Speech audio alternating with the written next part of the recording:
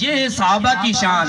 رب کی بارگاہ میں اگر ہاتھ اٹھاتے ہیں تو رب قبول فرما لیتا ہے. تو حضرت ابو بکر تو صحابہ کے بھی سردار ہیں, صحابہ کے بھی شان و جان ہے صحابہ کی. حضرت عمر رضی اللہ تعالیٰ عنہ اپنا قول بیان کرتے ہیں کہ ہم اپنے دور میں حضرت ابو بکر سے افضل کسی کو نہیں مانتے.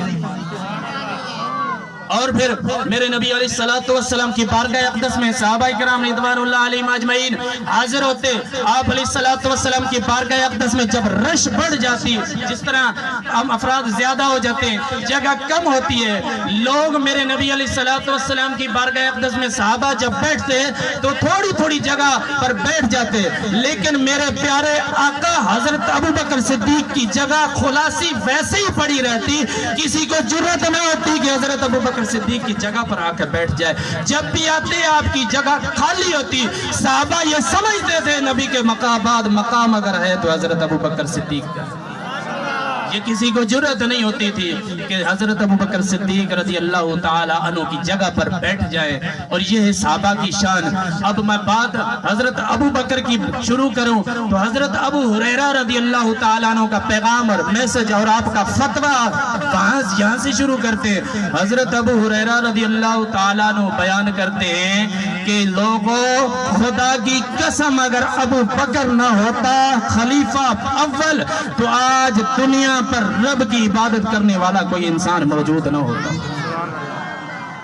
یہ حضرت ابو بکر رضی اللہ تعالیٰ عنہ کے لیے فی فضیلت اور شان حضرت ابو ہریرہ صحابی رسول بیان کر رہے ہیں. اور وہ صحابی رسول جنہوں نے سب سے زیادہ حدیثیں روایت کی میرے نبی علیہ السلام کی, تقریباً 5773 حدیثیں حضرت ابو ہریرہ رضی اللہ تعالیٰ عنہ نے روایت کی ہیں. سارے صحابہ سے زیادہ حدیثیں روایت کی ہیں. اور وہ اپنا فتویٰ بیان کر رہے ہیں کہ میرے نبی علیہ السلام نے جو فرمان بتایا اس کی شان ہمارے سامنے, لیکن جو محنت حضرت ابو بکر صدیق نے اپنے خلافت کے دور میں کی, اگر رب العالمین حضرت ابو بکر صدیق کو نہ بھیجتا تو شاید ہو سکتا تھا کہ آج اللہ کی عبادت کرنے والا کوئی نہ ہوتا.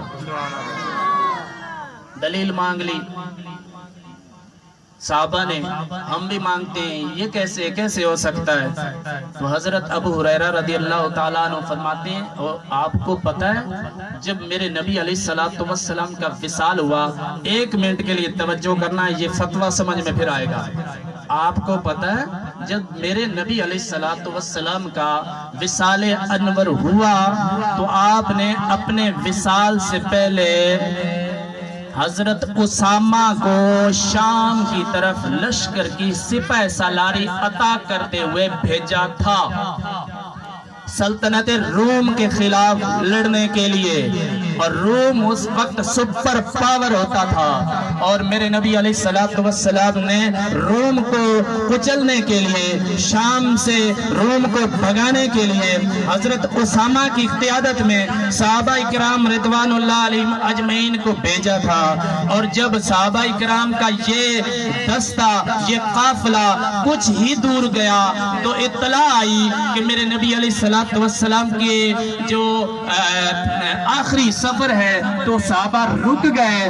میرے نبی علیہ السلام اس دنیا سے پردہ فرما گئے اور صحابہ واپس آ گئے. اور سارے صحابہ اکرام نے یہ حضرت ابو بکر صدیق کو مشورہ دیا کہ اب میرے نبی علیہ السلام اس دنیا میں نہیں رہے, آپ ایسا کریں اس دستے کو, اس قافلے کو واپس بلا لیں, شام کی طرف نہ بھیجیں. اگر یہ جرأت مند دلیر صحابہ اس میں موجود ہیں, سارے صحابہ شام چلے جائیں گے. لوگوں نے یہاں مرتد ہونا شروع کر دیا, کن لوگوں نے جہاد زکوٰۃ سے انکار کر دیا, کئی ایسے کذاب اور جھوٹے تھے جنہوں نے نبوت کے دعوے کر دیے. اور اگر سارے صحابہ مجاہدین چلے جائیں گے تو یہاں اسلام کمزور ہو جائے گا. آپ ہماری مانیں تو آپ اس دستے کو واپس بلا لیں. یہ بڑی ہمت کا فیصلہ تھا, بڑی عقل مندی کا فیصلہ تھا. سارے صحابہ مشورہ دے رہے تھے, صلاح دے رہے تھے کہ آپ ان کو واپس بلائیں.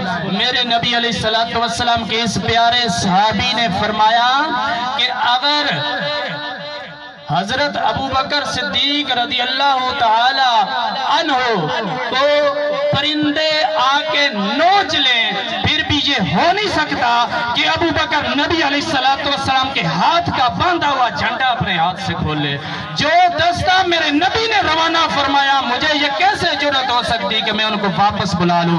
جو حکم میرے نبی علیہ السلام نے فرمایا، میں کون ہو سکتا ہوں کہ میں اس حکم کو رد کر دوں اور ختم کر دوں؟ میرے نبی نے یہ جھنڈا جہاد کا باندھا تھا، اسامہ لشکر شام لے کر جائے گا، چاہے جو بھی مدینے میں ہوگا اس کا ذمہ دار میں ہوں۔ یہ جرأت، یہ محبت، یہ آپ کی دانش مندی تھی کہ حضرت ابو ہریرہ فرماتے ہیں کہ جب یہ لشکر شام کی طرف روانہ ہوا تو مخالفین دیکھ رہے تھے کہ یہ دیکھو سارے بہادر نوجوان تو جا رہے ہیں اور روم سے ٹکر لے رہے ہیں، سلطنت روم سے، سپر پاور سے ٹکر لے رہے ہیں۔ اب پتا چلے گا مسلمانوں کا، یہ وہی ختم ہو جائیں گے، مسلمان ختم ہو جائیں گے۔ لیکن جب انہوں نے سوچا کہ مسلمان اتنے کمزور ہونے کے باوجود پھر بھی لشکر بھیج رہا ہے، یعنی مسلمان طاقتور ہیں تبھی تو بھیج رہے ہیں۔ اور کچھ ہی دنوں بعد حضرت اسامہ رضی اللہ تعالیٰ عنہ فتح یاب ہو کر جب فتح ہوئی، آپ کو واپس آئے تو تمام عرب میں آپ کا رعب بیٹھ گیا کہ جنہوں نے سلطنت روم کو ہرا دیا اب ہماری طاقت نہیں ہے۔ اگر سلطنت روم کو ہرانے والی رعب عرب پر نہ بیٹھتا تو ہو سکتا تھا کہ لوگ مرتد ہو جاتے، ہو سکتا تھا کہ لوگ مسلمہ کذاب کو مان لیتے، لوگ مسلمہ کذاب کی پیروی کرنے لگ جاتے، لوگ اسلام کو چھوڑ جاتے اور دین اسلام حقیقی معنی پر نہ ہوتا تو شاید آج رب کی عبادت کرنے والا بھی